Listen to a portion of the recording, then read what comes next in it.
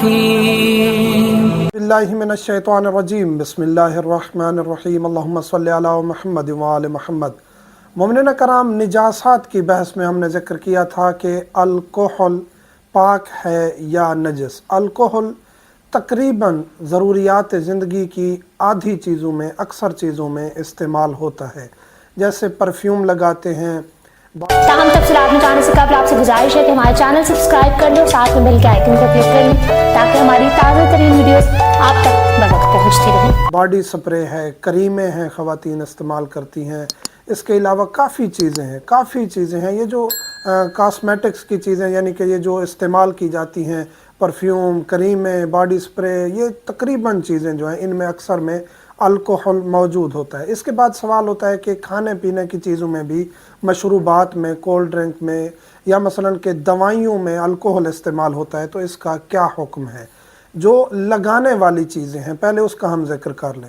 کھانے پینے والی نہیں ہیں، لگانے والی ہیں، تو آیت اللہ سستانی کے نزدیک، آغا رہبر سید علی خامنائی کے نزدیک اور باقی دیگر مراجع عظام اکثریت کے نزدیک آپ ان کو لگا سکتے ہیں، یہ نجس نہیں ہے، جیسے پرفیوم میں ہے، کریم میں ہے، کہیں بھی ہے۔ اس کے بعد حافظ بشیر حسین نجفی، آیت اللہ حافظ بشیر حسین نجفی یا آیت اللہ سید سعید الحکیم، جو اب کچھ عرصہ پہلے ان کی وفات ہوئی ہے، اور بعض دیگر مراجع عظام، کچھ قلیل ہیں جن کی مقدار مراجع کی، جو اس فتوے پر ہیں کہ جن کے نزدیک الکحل نجس ہے، نہ آپ پرفیوم لگا سکتے ہیں جس میں الکحل ہے، نہ کریم، نہ باڈی سپرے، نہ کوئی چیز۔ تو جو ان مراجع عظام کے مقلد ہیں، آیت اللہ حافظ بشیر حسین نجفی کے یا آیت اللہ سعید الحکیم کے، تو ان کو اجتناب کرنا چاہیے۔ وہ ان کپڑوں سے نماز نہیں پڑھ سکتے جس پہ الکحل والا پرفیوم، باڈی سپرے لگایا گیا ہو۔ اس کے بعد آتے ہیں کھانے پینے کی چیزوں میں۔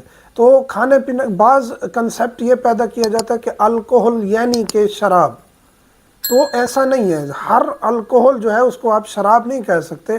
الکحل ایک علیحدہ کیمیکل ہے، شراب ایک علیحدہ۔ بعض شرابوں کو الکحل اگر کہا بھی جاتا ہے تو ایسا نہیں ہے کہ وہ ہے ہی الکحل۔ الکحل ایک علیحدہ کیمیکل ہے۔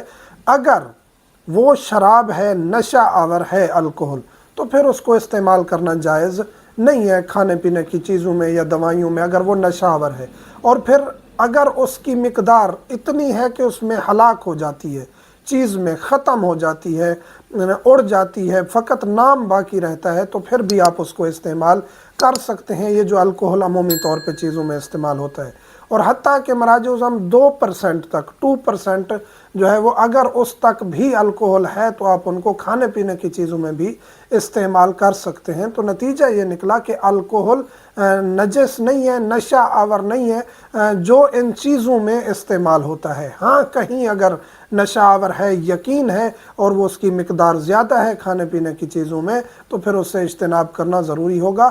یہ ہم مراجع عظام کے مطابق بھی بتا چکے ہیں، آیت اللہ سستانی آغا رہبر کے نزدیک بھی کوئی حرج نہیں ہے، ان کو آپ استعمال کر سکتے ہیں، لیکن وہ مقدار اور اس چیز کا خیال رکھنا کہ وہ نشہ آور ہے یا نہیں، اس کا خیال رکھنا ضروری ہے۔ سوال ہو سکتا ہے کہ ہمیں کیا پتہ نشہ آور ہے یا نہیں، تو اس چیز میں جو آپ استعمال کر سکتے ہیں 2% سے کم ہے، یا اتنا ہے کہ اس میں ختم ہو گیا ہے اور وہ نشہ آور، وہاں وہ چیز جو ہے وہ آپ جو استعمال کرتے ہیں وہ الگ ایک مشروب ہے، الگ ایک کھانے کی چیز ہے، دوائی ہے، جس کا نشے سے تعلق نہیں ہے کہ یہ الکحل ہی اس میں نشہ پیدا کر رہا ہے، تو آپ اس کو استعمال کر سکتے ہیں۔ مومنین سے ملتمس ہوں، دعاؤں میں یاد رکھا کریں۔